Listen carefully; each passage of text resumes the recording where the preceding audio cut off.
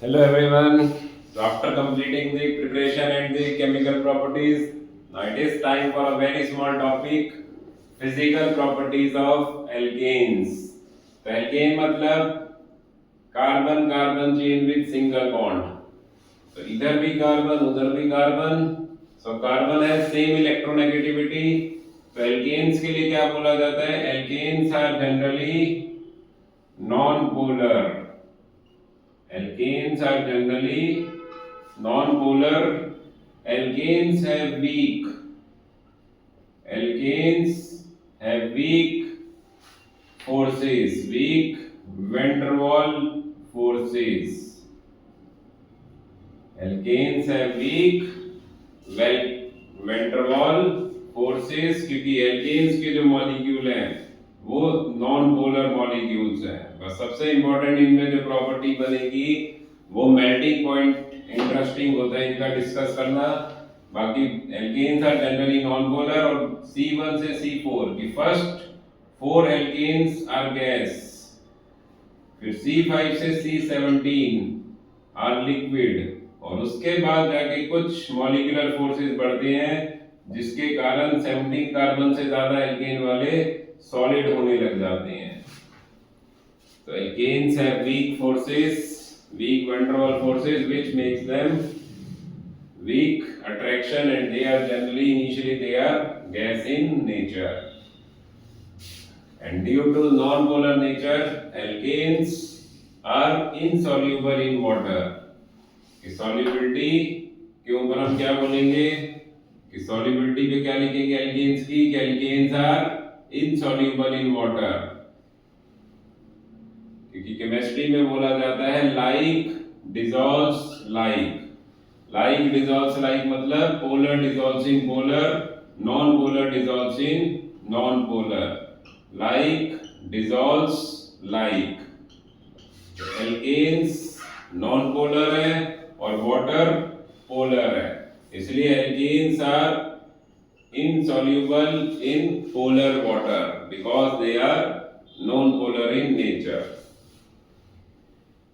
और बस पे मेन हमें डिस्कस करना है इनका बॉइलिंग पॉइंट और मेल्टिंग पॉइंट. तो बॉइलिंग पॉइंट के लिए बोलते हैं कि boiling point is directly proportional to mass. और मास बढ़ेगा जब कार्बन बढ़ेंगी. As number of carbon increases, as number of carbon increases,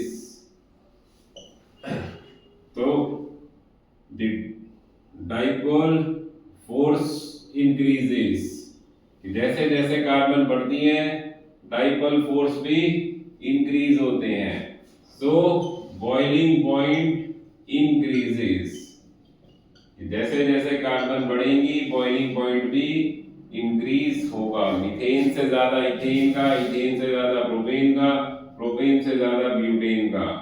तो 4 कार्बन वाले का बॉइलिंग पॉइंट 3 कार्बन वाले से ज्यादा, 3 कार्बन का 2 से ज्यादा और 2 वाले का 1 से ज्यादा. एंड फॉर आइसोमर्स, तो ये नोट कर लो. इसके बाद वाला पॉइंट बहुत इंपॉर्टेंट है जिसके क्वेश्चन आते हैं एग्जाम्स में. फॉर आइसोमर्स, आइसोमर्स के लिए बॉइलिंग पॉइंट, तो आइसोमर्स के लिए बोलते हैं बॉइलिंग पॉइंट के लिए कि जैसे पेंटेन के C5H12 के 5 आइसोमर्स C5H12, तो एक 5 कार्बन की चेन, एक 4 कार्बन की चेन और एक ब्रांच, और एक 3 कार्बन की चेन 2 ब्रांच. तो इन तीनों का मॉलिक्यूलर मास सेम है. इन तीनों का जो मॉलिक्यूलर मास है वो आपस में सेम होता है. तो बॉइलिंग पॉइंट के लिए बोलते हैं कि boiling point of straight chain isomers are more. Straight chain isomers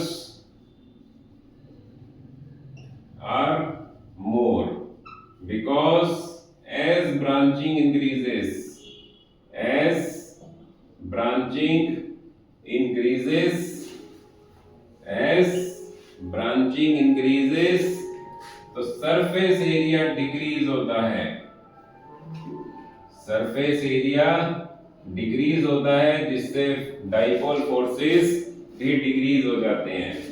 तो सबसे ज्यादा बॉइलिंग पॉइंट स्ट्रेट चेन का, फिर 4 कार्बन वाली चेन का, और फिर 3 कार्बन वाली चेन जिसमें 2 ब्रांच है।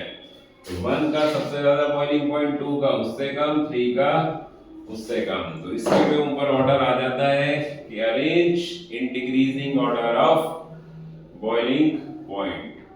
और ये तीनों है 5 कार्बन की चेन, तो तीनों का बॉइलिंग पॉइंट ब्यूटेन से तो ज्यादा होगा, क्योंकि as number of carbon increases boiling point increases.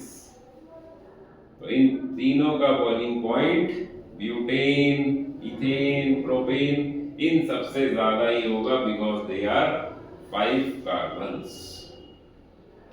So this is about the boiling point. और फिर इंटरेस्टिंग होता है इनका melting point. So pause the video, take the screenshot, और last melting point. Melting point पे, मेल्टिंग पॉइंट भी बोलते हैं कि मेल्टिंग पॉइंट भी नंबर ऑफ कार्बन्स के साथ इंक्रीज होता है, but melting point is proportional to packing of molecules, packing of carbon atoms या कार्बन मॉलिक्यूल। तो यहां पे एक थोड़ा सा टॉपिक समझने के लिए आता है कि even number carbon, even number carbon, जैसे 4 कार्बन की चेन, तो उसको हम बॉन्ड लाइन में ऐसे शो करेंगे। और ऑड नंबर कार्बन चेन, जैसे 5 कार्बन की चेन, तो बोलते हैं कि इस इवन नंबर वाले में एक सिमेट्री है और ऑड नंबर वाला एसिमेट्रिकल है। तो जब हम ऑड से इवन पे जाएंगे तो एकदम से मेल्टिंग पॉइंट जंप करता है कि ऑड कार्बन से इवन कार्बन वाले पे जाएंगे तो मेल्टिंग पॉइंट एकदम से जंप करेगा। और ये जो जंप शुरू होता है, ये शुरू होता है 3 कार्बन से, कि 3 कार्बन के बाद 4 कार्बन वाला एक सिमेट्रिकल स्ट्रक्चर बनता है। तो 4 कार्बन वाले का मेल्टिंग पॉइंट एकदम ज्यादा होगा और 5 कार्बन वाले का थोड़ा सा इंक्रीज करेगा। फिर 5 कार्बन से जैसे 6 पे जाएंगे फिर से एकदम से जंप आएगा और 6 वाले से 7 का थोड़ा सा ज्यादा होगा। फिर 7 से 8 पे एकदम से वापस जंप आएगा और फिर 9 वाले का थोड़ा सा ज्यादा होगा। कि जो इवन नंबर कार्बन है उनका मेल्टिंग पॉइंट बहुत ज्यादा हो जाता है और ऑड वालों का इतना इंक्रीज नहीं होगा जितना इवन पे इंक्रीज आता है। और पहले 2 के लिए बोलते हैं कि जो 3 कार्बन वाला है इसका तो मेल्टिंग पॉइंट 1 और 2 दोनों कार्बन से ही कम हो जाता है। 1 कार्बन वाले से और 2 कार्बन वाले दोनों से ही कम हो जाता है और 3 के बाद तो बहुत जंप दिखता है in the melting point of the alkenes. So this we have to understand the boiling point and melting point। और इनके ऊपर क्वेश्चन आ जाते हैं ऑर्डर अरेंज करने पे। तो डू दिस, प्रैक्टिस दिस। और इसके बाद एनसीईआरटी में कन्फर्मर का टॉपिक होता है that we have already done in the GOC part in the previous chapter only. So this completes the topic of alkenes and we will start alkenes in the next lecture. So this is Saurabh Arora signing off. Chem 3D, mind, get rest.